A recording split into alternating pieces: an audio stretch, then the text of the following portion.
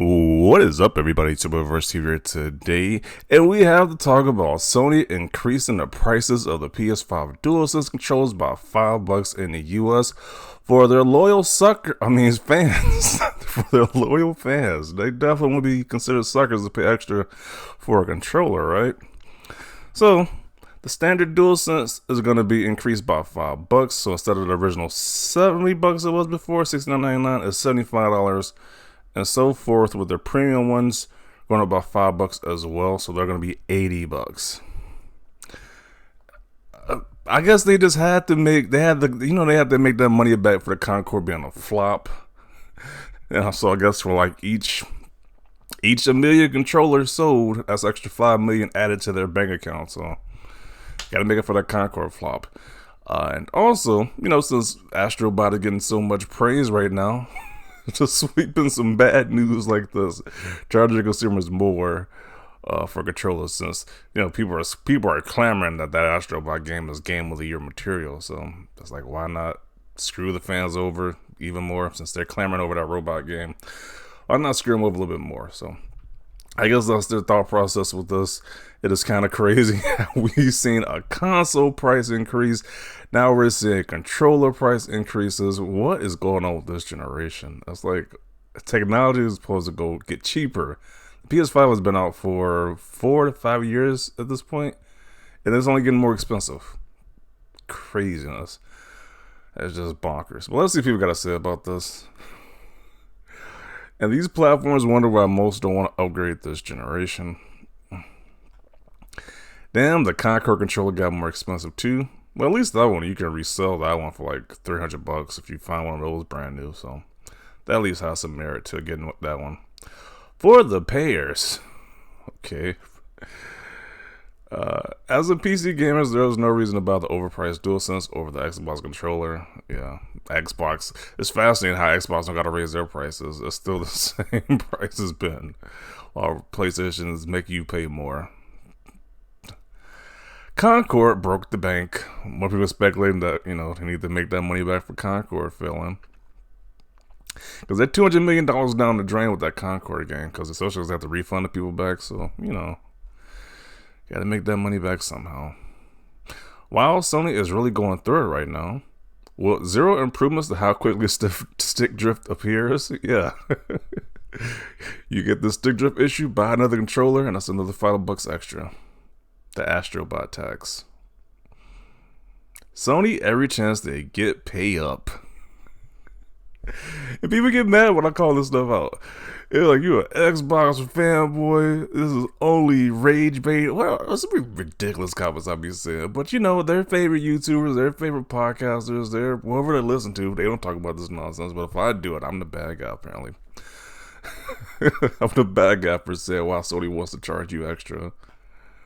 And they aren't really doing anything extra with a controller. They just say, hey, we just upping the price because we feel like it.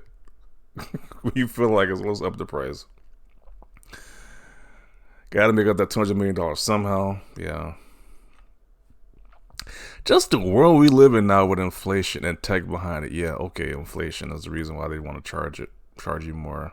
Not because of that big flop with Concord. Okay. What the lack of competition does to Sony after Xbox surrendered earlier in this year, it will be so much worse soon. And that's what you get. That's another factor too. Xbox they BS with trying to compete with Sony, so it is what it is. They're putting their games on other platforms, they're big games, so it's like Sony don't really got any competition. That's what no competition does. It does increase the prices all willy-nilly, and there's nothing you can really do about it because there's no competition in the marketplace. Well, it's getting to the point where there's going to be pretty much no competition. Let's see. I wish they would use this new profit to invest back into the controller and fix stick drift, but we know that won't happen. I heard the newer models like this one, with this newer color scheme, after these ones had less of the stick drift issue. I know the original ones, like the white one and the black one, they had the stick drift issue, so... Don't know. I got mine replaced. I haven't had any stick drift issues, but I went through 2 different PS5 controllers because it's like that is a major issue. And it's like, I don't know if that even really got fixed or not, to be honest.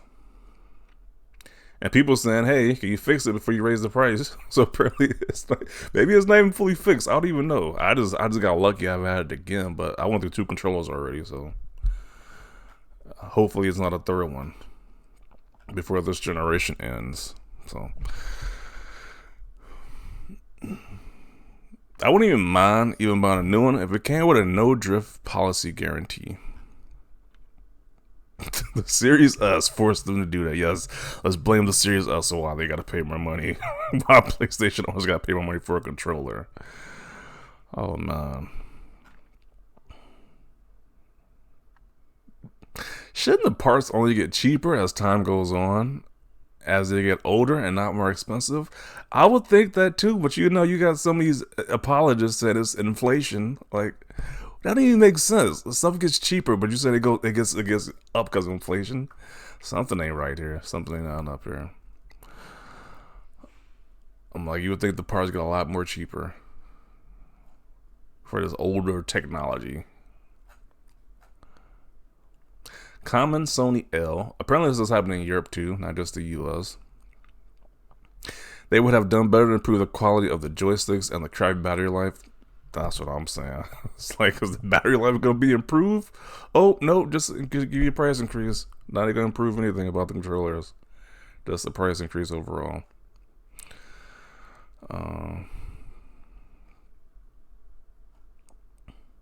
Concord has broken Sony.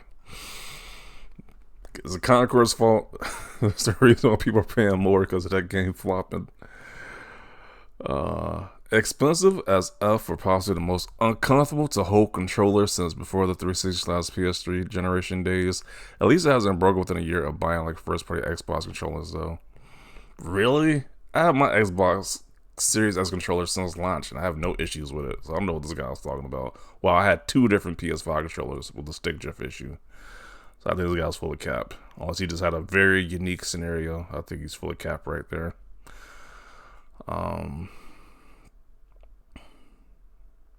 How was the price increases for controllers that's 4 years old?